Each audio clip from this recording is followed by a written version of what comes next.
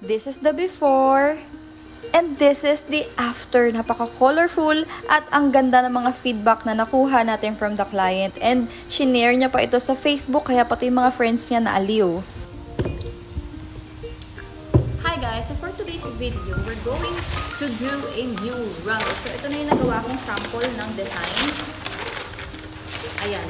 Hindi kita yung iba kasi hindi na nalagyan ng final touch na gano'n. Baliktad. Bobo ba ako? Ayan, ito. So, ayan yung mga design na ipa-follow natin dahil ako mismo ang nag-decorate, nag-design. So, ito yung na-approve.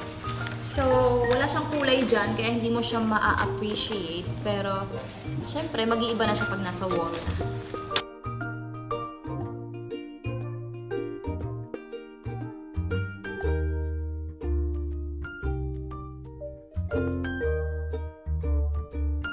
So, habang nagpa-flat kami ng colors, inabutan kami ng ulan. So, ito talaga yung pinakakalaban namin.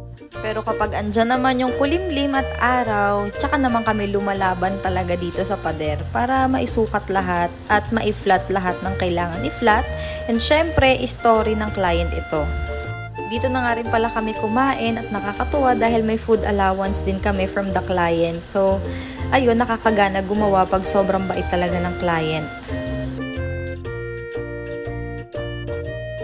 Dito naman, ini-sketch ko na yung mga ifa-flat nila na colors. And syempre, ini-instruct ko sila kung anong kulay yung gagamitin namin sa kada sketches.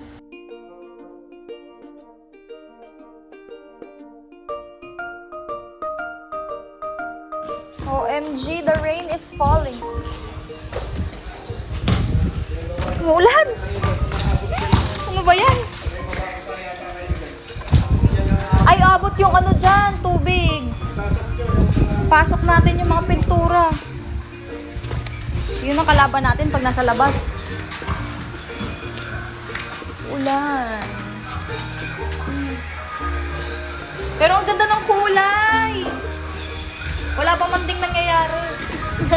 Parang ang kulay Chinese guts. Parang ano, candy. Oh. Kaya kahit sa gabi, nag-e-extend kami ng time, talaga mina-maximize namin para mas matapos kagad kami. Minsan nga, 6 AM pa lang nagsisimula na kami mag-flat ng kulay dahil nga yung ulan bigla-biglang bubugso at bigla rin namang humihinto.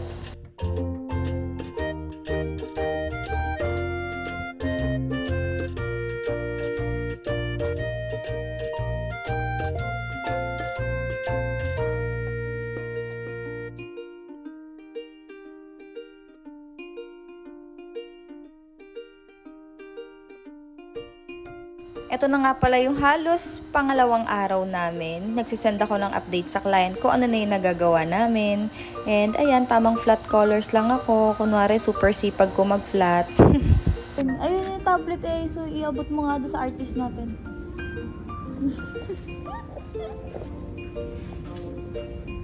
Assistant ka niya ngayon.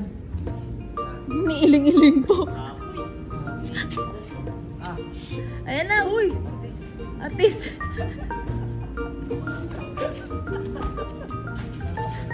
Pagod na siya magsukat. Kaya ba? Kaya pa for today's video. So yung din drawing kong simbahan, sabi ko pantayin niya lang yung mga lines and i-flat. Then ako rin, magpa-flat na rin ako ng mga ibang decorations natin sa mural.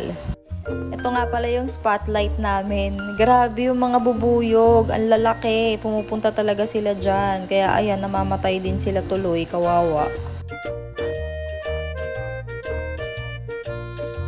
Bumili nga pala kami ng butane para mas madali kaming makakapagsaing at makakapagluto ng ulam namin. O diba?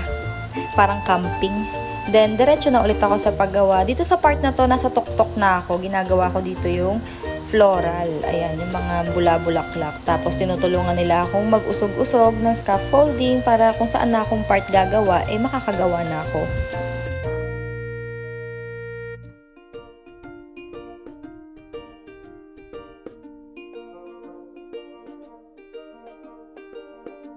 And then, nagpadagdag nga pala si ma'am ng bulaklak dahil nagustuhan niya yung mga pabulaklak ko. Dahil ako naman talaga yung mahilig talaga sa bulaklak. Kaya ayan, yan yung signature natin sa ating pinaka-artwork.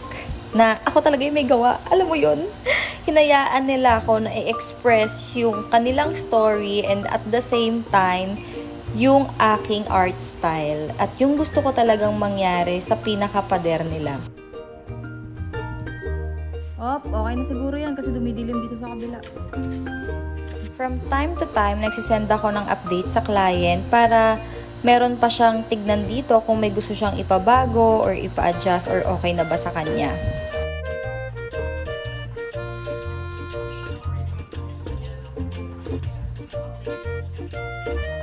Okay.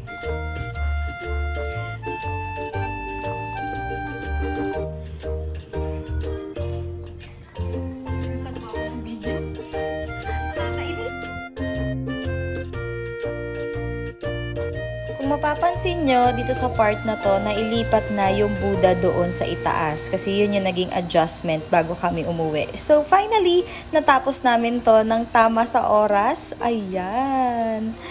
Wow! Grabe! Kinikilig ako kasi this is actually a freestyle artwork of mine. Yun lang. Bye! Thank you guys for watching. Follow for more!